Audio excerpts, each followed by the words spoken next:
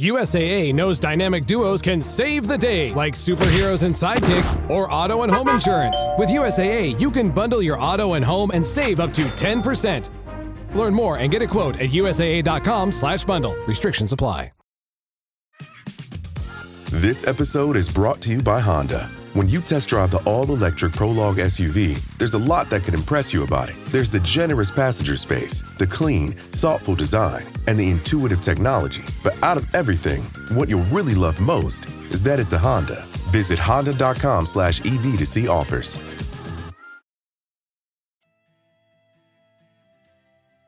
Welcome to the Sportsman's Voice podcast, your inside connection to outdoor legislation. From the Beltway to policy happening your way, we're covering it all. I'm your host, Fred Bird. Join us as we explore public land access, wildlife and fisheries management, Second Amendment rights, the triumphs that shape our nation, the sports we all love, and the stories that fuel our passion for the great outdoors. This is the Sportsman's Voice podcast.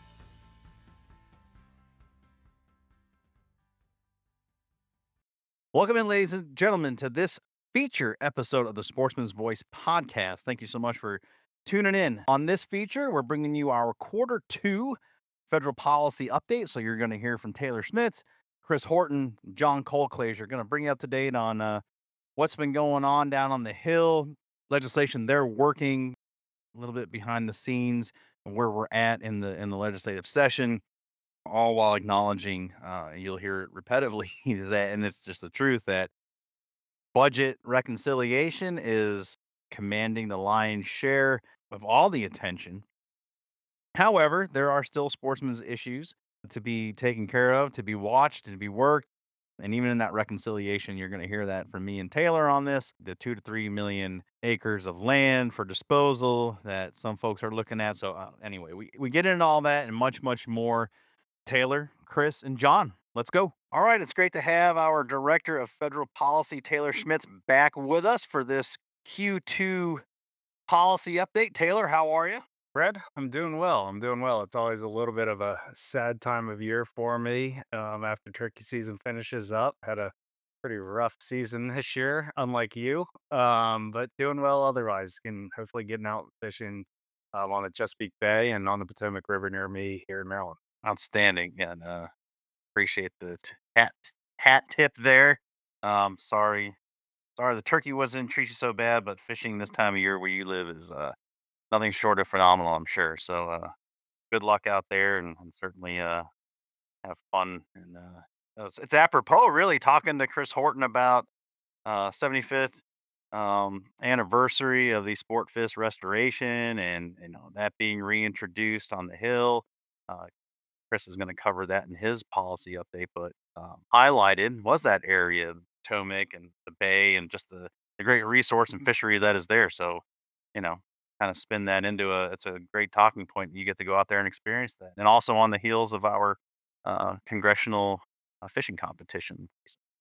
Yep, that is exactly right. Yeah, you mentioned sport fish restoration, right? And as you know, being in New Hampshire, one of our staple fisheries is a striped bass, right? And they were almost depleted, and thankfully, because of the conservation efforts of anglers and through the sport fish restoration program, we're able to bring striped bass back. So hopefully, we'll be able to find a couple of those this summer at some point. Yeah, no doubt.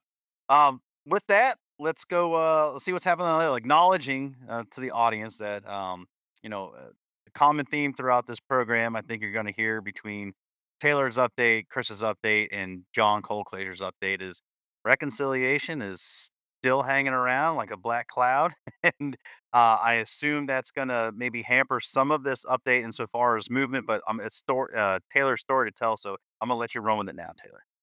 Yeah, awesome. Thanks, Fred. Yeah, you mentioned budget reconciliation, which we can talk about a little bit later if you'd like, but that is taking most of the oxygen out of the room right now at, within the administration, within Congress, on both sides of the Capitol. All the committees are focusing all their time and energy on reconciliation right now. So, because of that, there hasn't been a ton going on at the committee level in terms of advancing some of our priorities. However, we are making significant strides, gearing up or teeing up our legislation and our priority efforts within Congress and within the administration to be really ready to hit the ground running as soon as there's a little bit more oxygen in the room once reconciliation clears.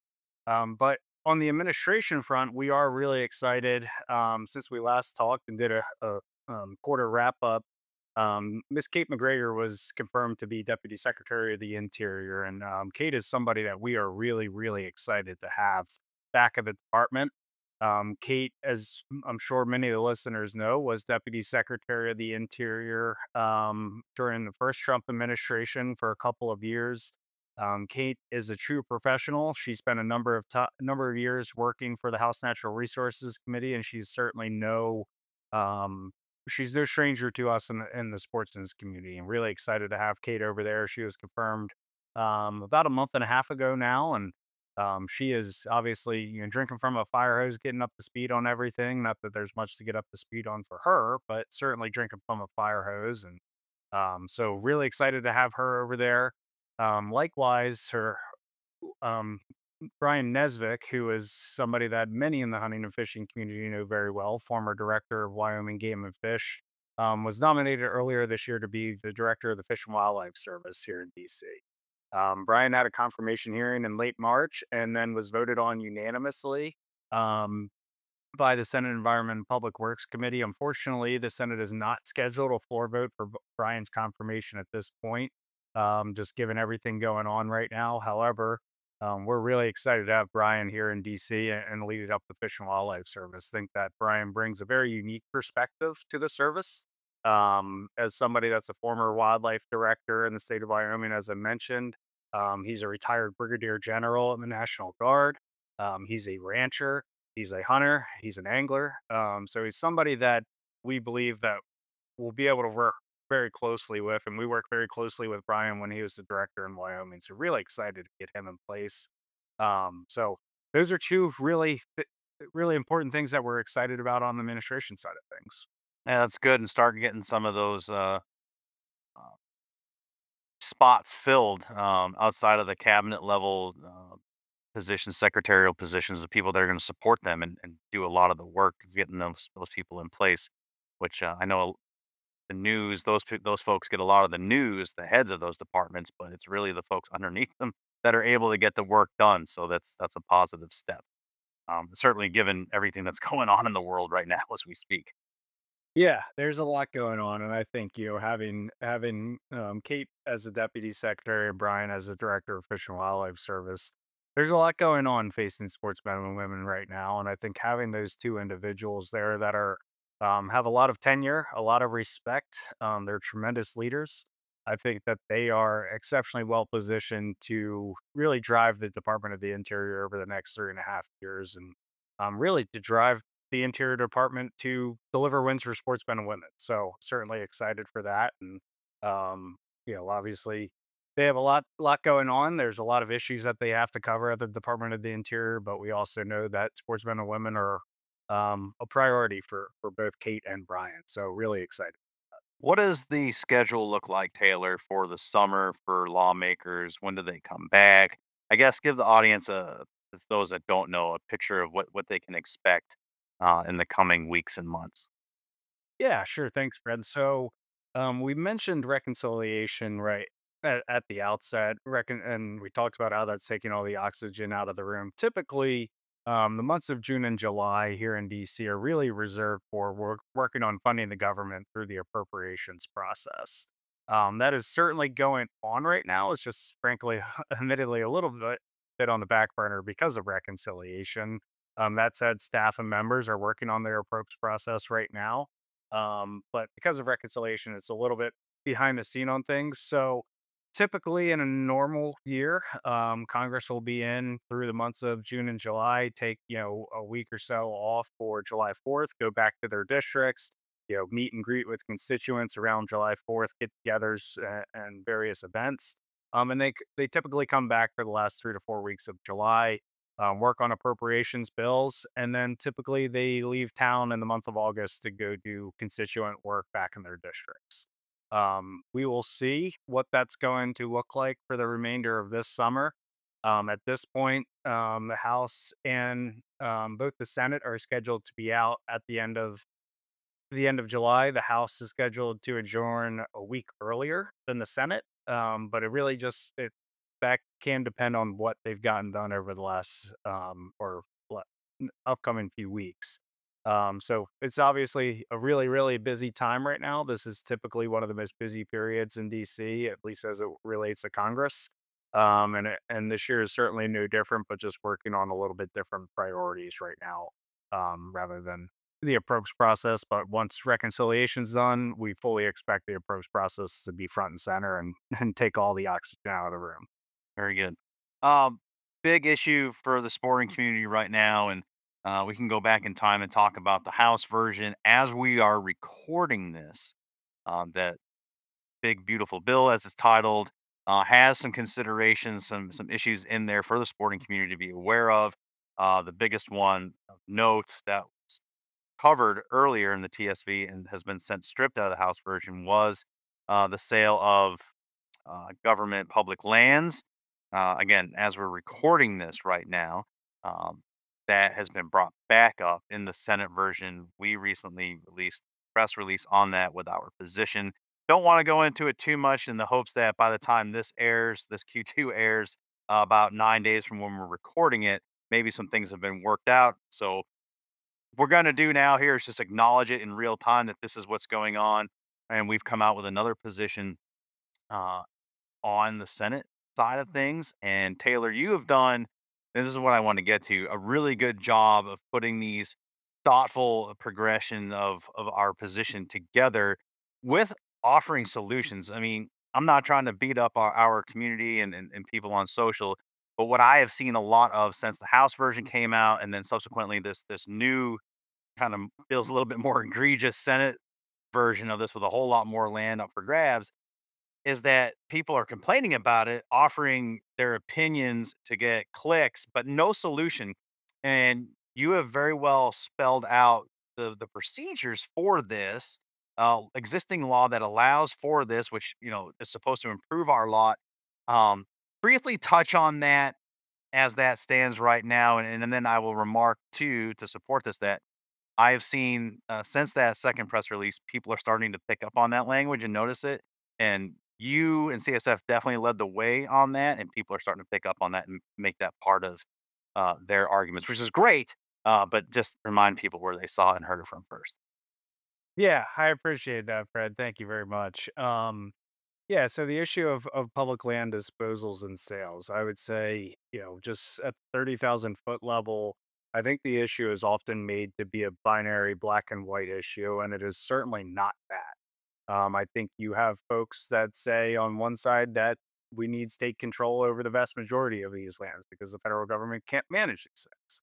I think on the flip side of that same coin, you have a number of individuals or groups say we can't sell off an acre of federal lands. And I would not say that's beneficial either, right? But there's a process to go about addressing these challenges. And I think when you look across the country, particularly in the West, where federal land ownership is significant, in some counties, like the state of Utah, it's 90% federally owned. So with that, there's less tax revenue, there's less local control, less local input, et cetera. And some of these Western communities are facing real challenges, whether that's to build a fire department, whether that's to build a new elementary school or a high school or, affordable housing. And the reality of it is, for some of these Western communities, they are landlocked in terms of being able to meet the needs for their local communities, and that's a challenge that we need to be mindful of. Um, and again, on the opposite side of that, or not necessarily opposite side, but um, public lands belong to all of us, regardless of where you live in this country. Whether you live in Maryland or Montana, these public lands belong to you. You are an American citizen. You are an American taxpayer. Therefore, these public lands belong to all of us. And with that, there's a process, and the public needs to be part of that process. Um, so right now, there are some efforts to sell off public lands. The Senate proposal, as is currently written, would sell off 2 to 3 million acres of federal lands between the Bureau of Land Management and the U.S. Forest Service. And where our concern here is that through reconciliation, this gets a little bit wonky. Normally, to pass a bill in the Senate, it's typically a 60 vote threshold to bypass the filibuster through a process known as cloture, or to end cloture. With reconciliation, it's a simple majority requirement, meaning that 60 vote threshold is now down to 51 votes. So, with that, we believe that reconciliation is not the vehicle for any land sales, disposals, exchanges, etc. And yes, there is a high degree of scrutiny that's required before disposing of federal lands. And that's because once you lose these things, more likely than not, they're not getting back in public hands Yeah. again. So because of that, there's a process that we have to go through, and one of those is the Federal Land Policy Management Act and the Federal Land Transaction Facilitation Act. We really love our long, lengthy names here. Um, and so we're pointing folks to those two processes that we should be looking to leverage for any land disposals, exchanges, et cetera, while also recognizing that there are real challenges facing Western communities, and we need to be mindful of that. And people will argue that the processes that are in place right now are a little bit bureaucratic, they're a little bit slow. Um, and I'm sympathetic to that, and I tend to agree with that. But there's a reason for that. And that is because, again, once we lose these things, we're probably not getting them back in place, back in public hands. And if we don't do this correctly, it could be double net loss for sportsmen and women in terms of not only losing acreage to hunt, fish, shoot, trap on, or even get out to walk your dog on. It can also be losing the money from the sale of those lands. And one of the proposals currently would send the bulk of the money to the general treasury.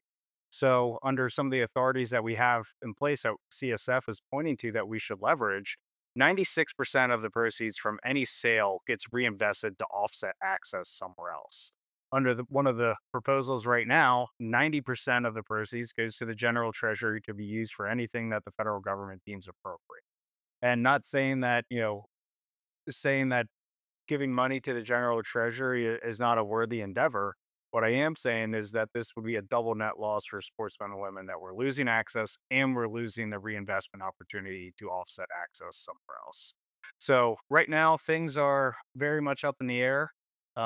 We are spending a lot of time and energy and working with our relationships up on the hill and leveraging our partners to hopefully see that this is pushed back and allow for a little bit slower, more thoughtful, more deliberative process for us to address some of these challenges facing the West in particular. Yeah, very good. And I'll cue the audience to go back and listen to the Sportsman's Voice Roundup edition from June 18th, where we covered this more in depth, and you can hear Taylor get into the weeds on this a bit more. Assuming nothing has changed by the time this particular program, this Q2 update drops.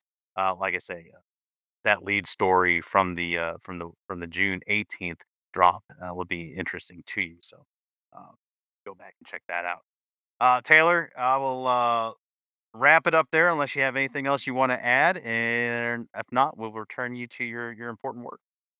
Awesome. Well, I appreciate it, Fred, as always. Thank you for everything that you're doing for CSF and for being the voice for sportsmen and women. Thank you. All right, we'll see you next time.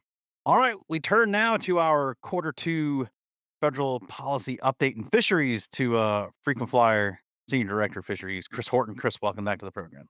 Hey, Fred, thanks for having me back. Long time no see. Yeah, no doubt. All right. So all things quarter two, for the audience, it might sound a rinse and repeat here, but the whole point is to let you know where legislation's moving, and Chris has the latest and greatest in fisheries and a little more. So, Chris, I'm gonna just let you take it from here and start going down the list. Yeah, thanks, Fred. Well, again, reconciliation took a lot of oxygen out of the hill for the last couple months, but fortunately, with it moving a little bit now, we've had an opportunity to start pushing on some other things, and we've had a recent introduction. Matter of fact, last week, our TSV from this week will cover it, but the Sport Fish Restoration Boating Trust Fund, which we've talked about before. That program that uses excise taxes on fishing equipment and marine fuels to provide such critical funding for aquatic resource conservation, boating access, boating safety programs. has been introduced to reauthorize that. It has to be reauthorized every 5 years, and so that was introduced last week by Congresswoman Dingell and Congressman Whitman. So we look forward to moving that bill. Typically, you have to introduce it as a standalone, and then it gets attached most often with the next highway and transportation bill because of the marine fuel tax component. Mm. Historically, this has been a really bipartisan bill. This is going to be pretty close to a straight reauthorization. There's just a couple minor tweaks we need to make to it, and that have been again supported on both sides of the aisle. So we're optimistic this one will pass as well. So that's kind of one of the bigger updates. One thing with reconciliation, and we've talked about on this program too before, is the Sporting Goods Excise Tax Modernization Act, to try to make sure that we capture that sport fish restoration excise tax on foreign manufacturers that are trying to sell directly to U.S. consumers and avoiding the tax. So it didn't make it into the House version of the reconciliation bill. We're hopeful that it still has a chance to make it in on the Senate side, and we'll push that. But if not, it's something again that's been supported, has strong support on both sides of the aisle, and we'll look for other opportunities to attach it to other bills moving. And in the sport fish restoration and boating trust fund reauthorization might be one of those vehicles too in the future. So we've got options there, but it would be nice if we could get it done in reconciliation. Yeah, for sure. I'm trying to think of some other things that since we haven't talked. Map Oceans, which has already cleared the Senate committee, was introduced in the House by Congressman Fry and Congressman Levin. So it's a bipartisan bill again. Again, this bill basically requires federal agencies, primarily NOAA in this case, because it's dealing with saltwater, to digitize and standardize their mapping data so that it's more accessible by the public and it's more accessible by marine electronics manufacturers to be able to drop it right into their right into your depth finder charts, as well as the the memory chips for mapping software, to make it easier for folks to know where they are, what they can fish for, how they can fish, what kind of gear to use. And again, this is another strongly bipartisan bill that that we hope to get passed this year. Hey, on that, I'm curious about the technology and if you could maybe speak to it. So you just mentioned uh, the cards and downloading. How often do we know that would people have to update that software? Is that something that would happen through Wi-Fi? It seems kind of archaic at this point in time. It's almost like the TomTom where you have to plug it in and upgrade it. I mean, it's better than nothing, but do we know anything about that tech? Right. I can't really speak to that directly. I do know that as our technology continues to advance, that a lot of the newer marine electronics, the companies can push mapping updates Okay. on a regular basis to you when you're connected to Wi-Fi. The other thing is that there will be a public interface user side of this thing where you can go online and be able to get updated maps and download those as well. So I think there'll be a number of ways, but I would envision not too far in the future that everything just updates automatically whenever Yep. Okay. you're You never too can be too sure, so I feel like it's good to ask so people know what they're getting. But now that makes sense. and then finally, we've talked about this in the last Congress, and we've talked about this a number of times. One of our biggest priorities in Marine Fisheries Habitat Protection Act. We're getting very close to introducing that bill soon. Uh, it's been fun trying to get everybody on the same pace to get the language right, but I think whenever we have it ready to go this time around, it should move uh, uh, very quickly. In association with that legislation, we've been working with um, Arena Offshore to develop a documentary that we're going to be debuting next month. It's about 35 minutes. It's excellent, well done documentary by some award-winning producers. And right now, we actually have the trailer to that full film, that full documentary, available for anybody that's interested in checking it out. And I highly recommend that you do. And we'll drop that down in the description to this podcast too. Yeah, absolutely. So, uh, And then continuing with the federal side, but looking at administrative stuff, again, last week we talked about the Amendment 59 in the South Atlantic, the win for anglers. We don't have the bottom closures anymore, although we still only have just a couple days of season. But some other things that have been happening is the governors of Florida, Georgia, and South Carolina signaled to Secretary of Commerce that, hey, we're ready to assume state management like we did in the Gulf. Likewise, congressional delegations from Georgia and South Carolina have also submitted letters to the secretary saying, "Hey, yes, it's time to look at state management in the South Atlantic." So finally, we seem to be moving that rock a little bit, so that hopefully we can get there pretty soon. Um, and then the South Atlantic also, we have an issue now with black sea bass. So as red snapper is one thing, black sea bass. They're going to have to put it in a rebuilding plan because it's technically overfished and undergoing overfishing. But again, that definition and those determinations are based on stock assessments, which are paper exercises. But in this case, we do have a problem with sea bass in the South Atlantic in that they are all moving north. It seems we just don't have. I mean, y'all got record abundance up your way of black sea bass. Chris, I can remember it would have been circa 2012. All of a sudden, they started showing up en masse in our tributaries and in our kind of brackish river Mhm. systems. Places never, you get a one off you'd hear about, but with consistency.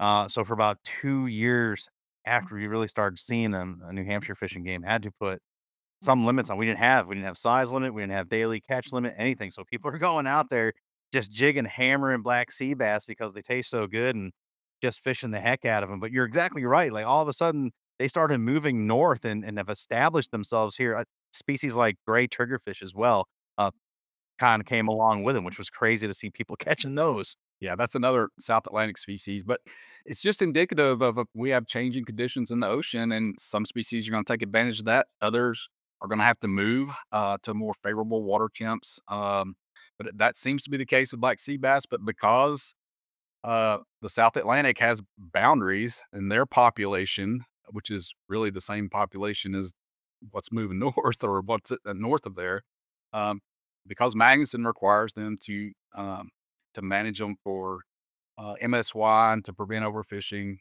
Well, technically, in from North Carolina south, they are considered overfished or depleted right now. But um, that's a better representation is depleted, but it's defined as overfishing whenever and overfished according to the Magnuson process. So they're gonna they're gonna pursue or look at a rebuilding plan at some point here pretty soon. Um, I think you could eliminate all fishing, recreational, commercial, and you're not going to see a change. It's not going to be overfished because fishing pressure, fishing efforts is not what causing the problem here. So it's just another one of those things where it's a good poster child for MSA. Magnuson Stevens Act is a great bill, great intentions. It's just sometimes it can't, it's not executed well or can't necessarily fit all situations as it's currently interpreted. So we hope to be able next true effort at MSA reauthorization will be hope to be able to get a crack at modernizing it really to match kind of what we're seeing in the water today and to be a more efficient way of managing fish. But I know it's things we've talked about in the past, but and we'll continue to talk about, I'm sure, well in the future. But there are some subtle things that we can do, I think, to really improve management efficiency. Well, I think it's important to hit that home too. It's some people, especially the voting public, think elections do have consequences, but they think it happens overnight. And some of this stuff is just it's a marathon, not a 100-yard dash. So it's a lot of years of effort and work on your part and partner's part to slow walk this stuff and finally get it right. That's right. Yeah. And with some of the funding cuts to NOAA, the number of stock assessments is going to be hard to achieve those, and so there was, NOAA's even saying, all right, what we need to partner more with the states. We need to partner more with other folks to figure out how we can still accomplish effective management, but that might require getting out of this box that is not very efficient to begin with. This commercial management model or biomass based model. And actually, I had a chance to testify at the South Atlantic Council meeting last week, and that's exactly what I said. It's time that we look at more efficient ways to manage fish based on the data we have today and indications of how the population is doing in the water. These stock assessments from years ago, uh, that uh, by the time we actually implement some sort of management change, the data from the last year, that stock assessment's already 5, 6 years ago. So we don't know what's happened with that population in that span of time. So but there are better ways to do it. Yes, it's frustrating that it takes the wheels of government to turn to where you can finally get there, but it seems like some things are moving. And uh, similarly, along those lines, in the Gulf Council, well, red snapper season's underway for pretty much every state, as well as on the federal charter for hire things. And from what I'm hearing down there, the population is just gangbusters. This is going to be in certain areas. I know in Alabama, where I fish a lot, hearing from the charter captains down there, it's like this may be a even better year than last year. So, but that's a product really from a recreational perspective, private recs of state management, where states collect the data, they monitor the landings, they can close the season down quickly. Um, Fortunately, we're finally starting to head that direction with other species. The council is now looking to push amberjack towards state management, and we'll be developing a white paper or a document to begin that process of amending the reef fish management plan to shift amberjack over to the states as well. So, yeah, some positive things happening, and yeah, unfortunately, they don't happen as fast as we want, but that's why people have to, like us and CCA and ASA and others, just constantly at the table pushing to try to make some positive change, and it will eventually get there. Yeah, I mean, that last subject really drives home the point that, people at the state level know stuff better than, the federal government, because you can't rule from a central area and have the bureaucracy tell you what's good in the Northeast, what's good in the Gulf, and what's good in the Pacific Northwest, because 'cause you're just so far removed from it. Um and it gets kinda turned into white noise, whereas, like you've articulated, people in their areas know what is going on and have solutions and more efficient solutions and probably more, fiscally responsible solutions, and it's proving. The model is proving itself out, and, that's why you see the South Atlantic pushing and looking to come aboard on that as well. It's great to see. It's bearing fruit, and, people gotta be excited about that in the rec fishing world. Yeah, absolutely. States are just more nimble.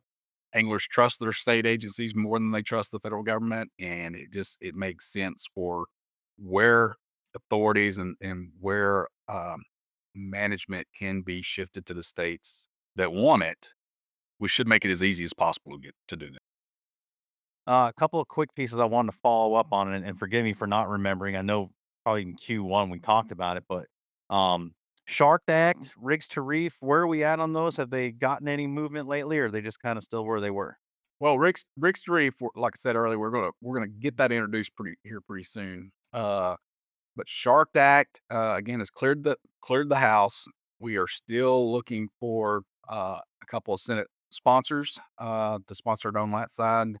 That's not an absolute must. I mean, typically, ideally, you have companion bills in both chambers.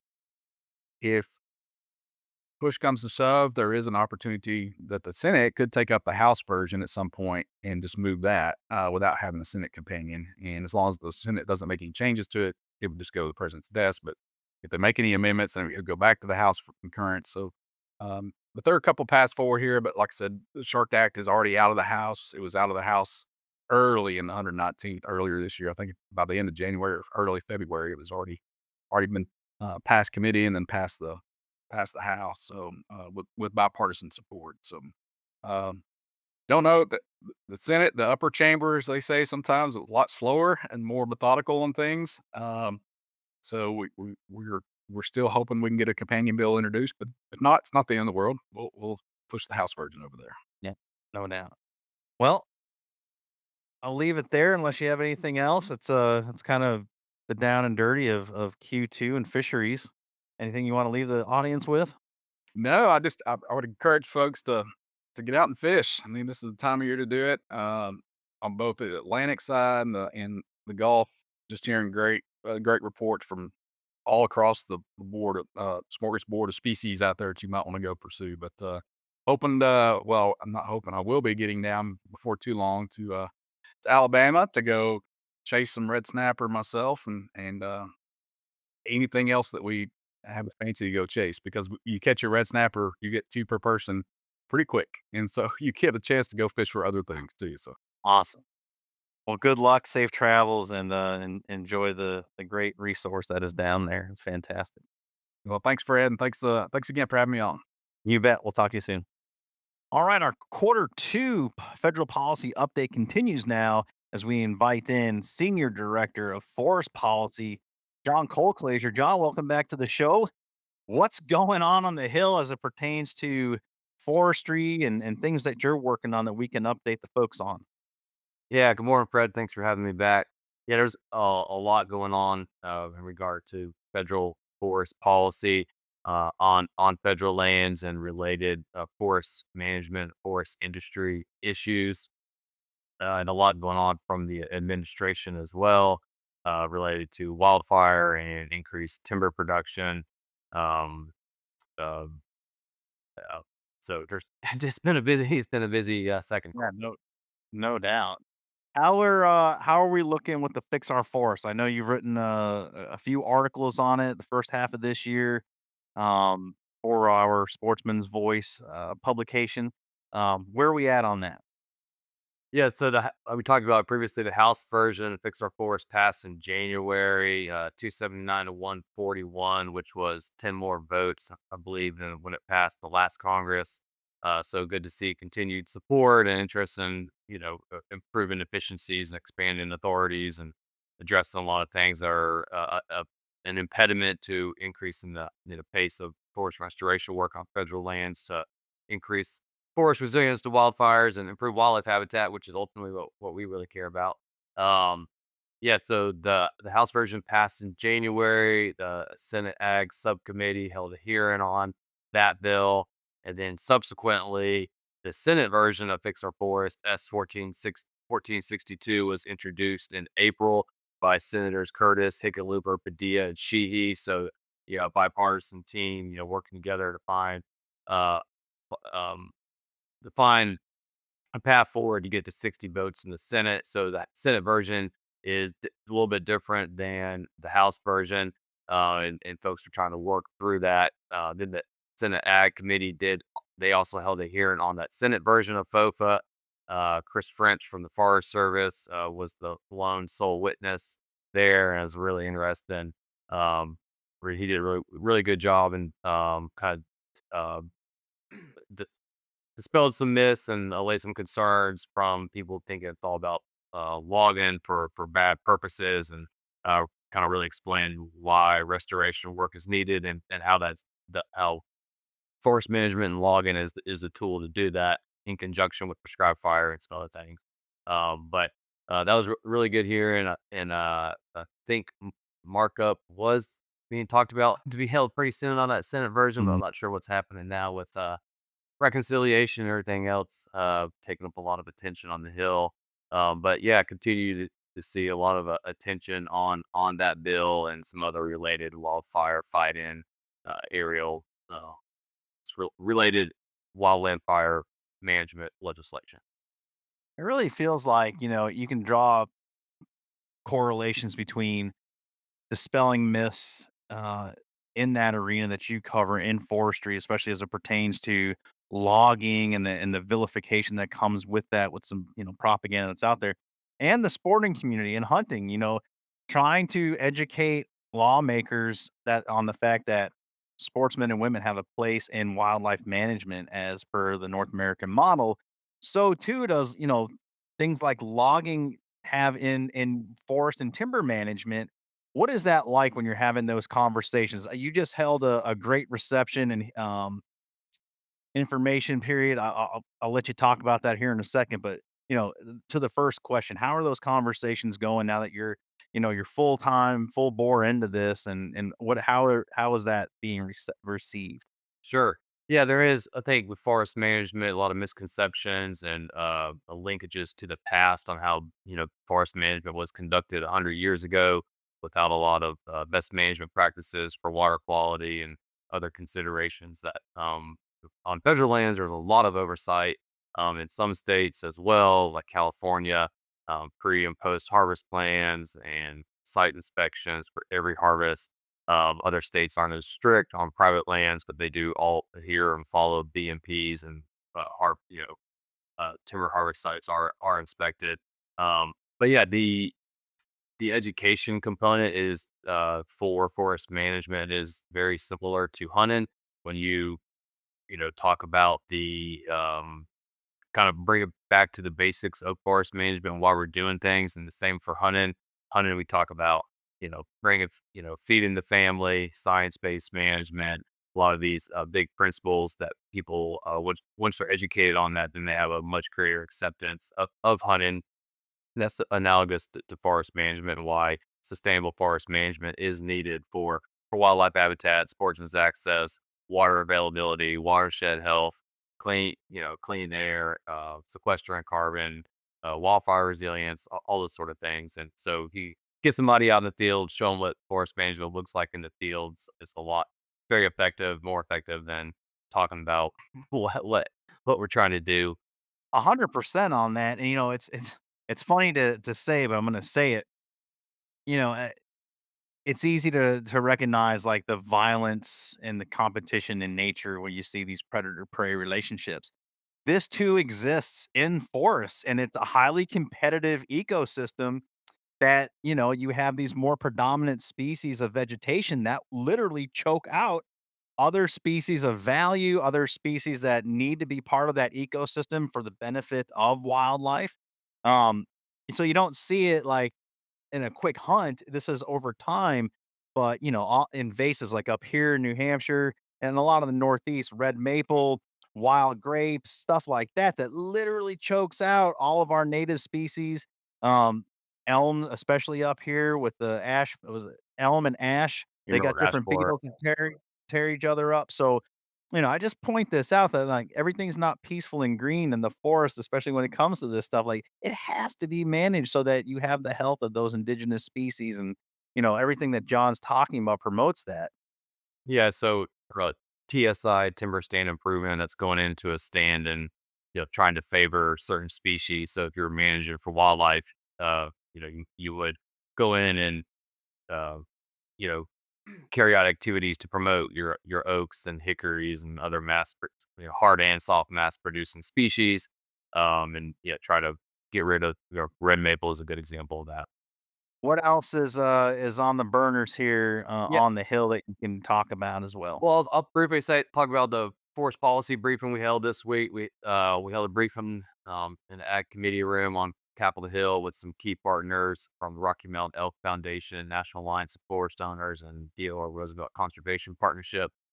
We discussed Fix Our Forest Act a lot, specifically dug in some of the specifics, the cottonwood fix, categorical exclusion acreage expansions for wildfire resilience, insect and disease, sage grouse habitat, good neighbor authority extension, and got into some of those specifics. But also, kind of to your previous question about education, we also kind of simplified it and said, hey, not just talk about all the policy specifics of why sportsmen and forestry groups want these forest management reforms through FOFA, but also why are we here? Why do sportsmen and women care about forest management? And really tried to bring it back to wildlife habitat and access and things that we care about. Because there are a lot of people working on Fix Our Forest from insurance related groups, wildfire related groups, timber related groups, and of course sportsmen and women. So that was Yeah, real. for sure.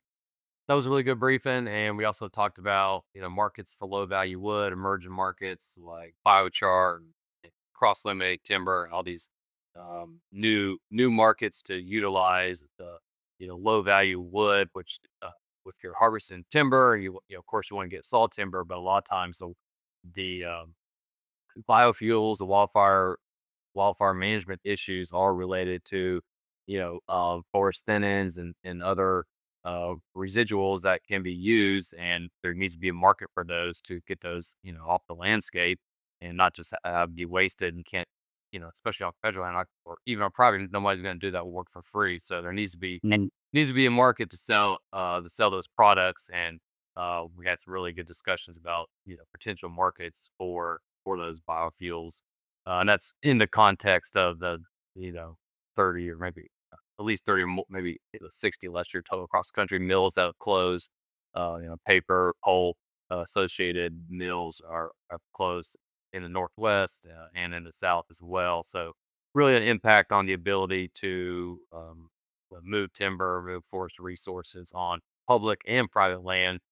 And on the private land side, that's the real concern. Without strong forest markets, you're potentially devaluing uh, somebody's land, or you're devaluing their timber for sure. And so, grandma's got 200 acres and has a good stand of timber on it, and she was waiting to harvest it to, help her go to the retirement home or pass on to her grandkids.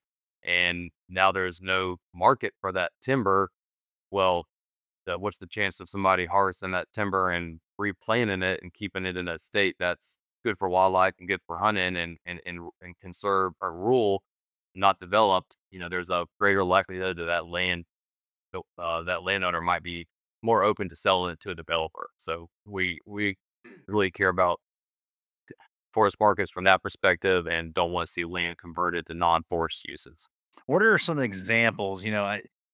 We talked about this, but when you were given your briefing, and I don't mean to say this in a mean way, but like you got to talk to us like we're a third grader to the majority, because people just don't know that, they hear the acronyms, they hear the philosophy behind it. But like specifically, if I got, like you said, grandma's 200 acres, what kind of species would a land manager look at that would provide that biofuel pulp type Well, market so like value? in the southeast, it's most likely gonna be southern yellow pine, like loblolly or longleaf pine, but more likely loblolly is the predominant species that has short rotations. There's very strong genetics for those seedlings, and yeah, do a forest thinning and got to sell pulp somewhere, and that's most likely in the southeast gonna be loblolly. Okay. I think about the paper mills in northern New Hampshire that were once a bustling industry, and there's obviously a logging industry in northern New England, as well as southern Canada that at one time maybe still work in cooperation. But all that to say, those local economies are gone, devastated, and you have these, once bustling mill towns that are, barely hanging on.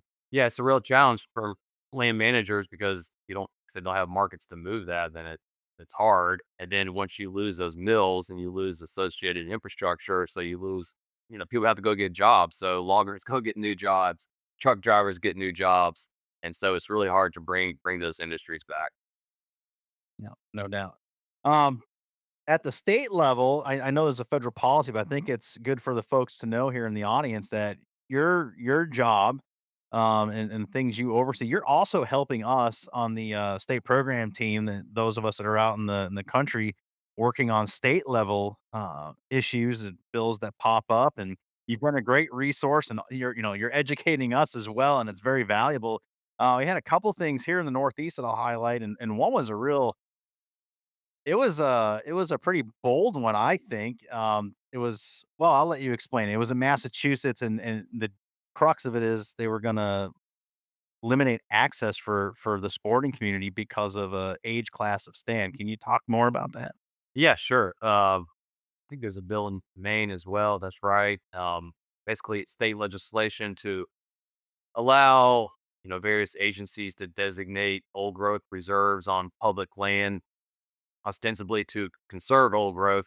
But the bills also were was drafted very poorly and would have allowed kind of a carte blanche designation of where the boundaries start and where they end.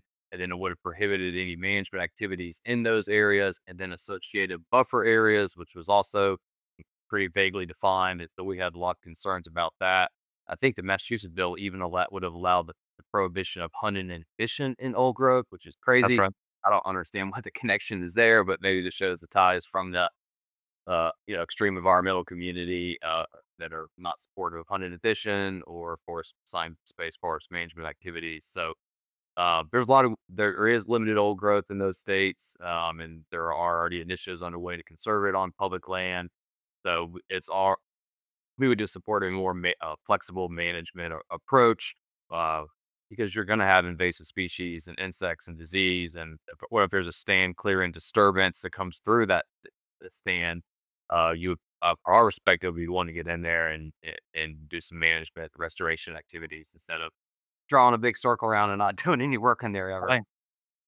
Right. And in a state like Massachusetts where access is so challenged, any more restrictions, I mean, between between land access and, what they've done for firearm control, that's been really tough on non-resident hunters. Like, I just can't stress it enough. Every bit of access that gets taken away is hurting, specifically in that state, their ability for their state agency to deliver mission and do what they do by trade and what they've been trained in.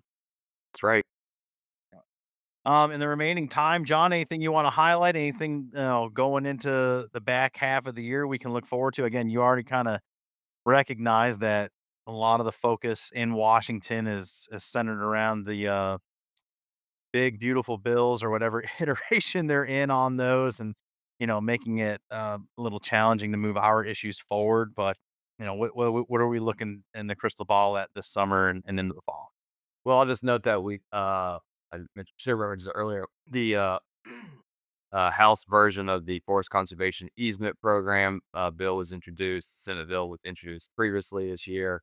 It's a big priority for CSF to prevent forest land conversion by supporting the use of voluntary conservation easements specifically for forest land. So that's an initiative that we continue to work on and are excited about. Uh, Two big things, really. There's a Supreme Court decision that's going to have significant ramifications for forest management on federal land. The Seven County Infrastructure Coalition v. Eagle County. So, kind of, I'll spare you the specifics of it, but it's really going to limit the, it's going to narrow the scope of the NEPA, National Environmental Policy Act analysis that federal agencies are going to have to do. They're not should not be analyzing upstream or downstream effects that are not directly related to the project. In this case, the Supreme Court overturned a reverse DC Circuit Court opinion analyzing the construction of a rail line from in Utah that was going to carry crude oil to the Gulf Coast for refinement, and got the facts are the, the facts are illustrative of the situation that's very similar on forest management cases. We see a lot where environmental groups are claiming that, yeah, what you're proposing to harvest 250 acres here for forest health and wildlife habitat, but hey, are you analyzing the climate change impacts on the fuel used to carry the trucks and the carbon? Yeah, a lot of things that don't need to be analyzed that are not directly related to the environmental impacts of the direct project, i.e., the upstream or downstream effects. So hopefully that case will put some good guardrails on what needs to be analyzed for federal forest management projects on federal land, and not having to analyze everything under the sun through a 500-page EIS. Very good. Yeah, it's any tactic those folks can employ, right? Or landmines they can set to stop something or halt something, get people scratching their head. But setting up those guidelines and setting precedent is quite important. So And the other thing that is exciting is, following the two executive orders on March 1st related to increased timber production and national security. And then Secretary Rawlins issued a secretarial memo related following those two EOs. And the Forest Service has since released their National Active Forest Management Strategy in May, along with $200 investment in that. Forest Service is aiming to increase their timber production by 25% over the next 4 to 5 years. So that's really exciting. A lot more details and what the Forest Service has released if anybody wants to look that up. But I would similarly to kind of the education piece, the Forest Service right now is harvesting annually like around 3 billion board feet. So if they do increase that over 4 or 5 years by 25%, that gets up to about 4 billion across the national forest system, which really, in the grand scheme of things, still is not that much. Mm. I think the WG Chris French testified committee area reference earlier that they like annually harvest less than 1/10 of 1% of the national forest system annually. So that's nothing. And if they do get up to about 4 billion board feet per year, that's still really, that's still not what they used to do. Say in the early 90s, they're around up to 15 billion board feet per year. So Wow. just want to put that in the context that people might be concerned that it's too much harvesting. And I don't think that's the case at all. And it's going to be hard for Forest Service to get there really. A lot of concerns from folks about capacity and some changes going on in administration. So, but overall, we're excited. I think that's the direction we need to go to improve wildlife habitat. And I just hope it will be systematic and planned throughout the national forest system. And the West gets a lot of the wildfire um, attention, the deservedly, of course. But there are a lot of national forests in the east, south, that in the upper Midwest that need management too. So hope to Hmm. see hope to see some more projects coming down the pipeline. Especially those areas that were devastated by hurricanes in the past year or so. A lot of deadfalls that are eventually going to dry up, and some of the more drier spots in the country. And yeah, for sure. Um, Real quick, because I had a thought as you were talking about, you mentioned national security, and I kind of want to just really quickly suss that out. Is that insofar that he used that statement that we import a lot of our building materials and the ability to harvest that stuff, CONUS is vitally important that we don't have to subject ourselves to overseas tariffs, subject ourselves to shipping lanes or anything. I think back to COVID when things got all jammed up with importing anything from overseas. Being self-sustaining seems to be a big point in this. Am I on to it?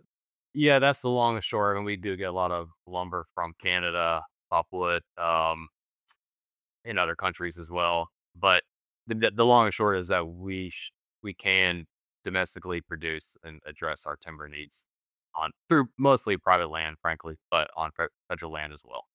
Yeah, very good. And again, there's a direct correlation with our community of that biodiversity, the forest stand health, and what that does for the critters, game and non-game species alike. So definitely look forward to the follow-up reporting there. And we thank you for your time, John. I'll leave you with the opportunity to button it up with anything else, but if not, we'll call it a show. No, thanks for having me. Hope you're getting out doing some fishing and enjoying the warmer weather. And I've been out once or twice, but want to get out more. So thanks for having me on. Very good. I think that family member there in the background might be ready to go run some birds maybe this summer, get ready for the fall. Yeah, I think he's ready to There he fly is. for birds. Very good. John Coldclaser, everybody. Thanks so much for your quarter two update, and we'll look forward to catching up with you real soon down the line. Thanks, Brett. All right, my thanks again to Taylor, John, and Chris for their reporting and making the time. All three of them very busy handling very big issues, obviously, as you heard. Again, appreciate the updates. And obviously, as we heard, a lot of stuff, especially that reconciliation package, um, really taking the attention of most people, to include other foreign affairs now. So, as of this program dropping on the 25th of June,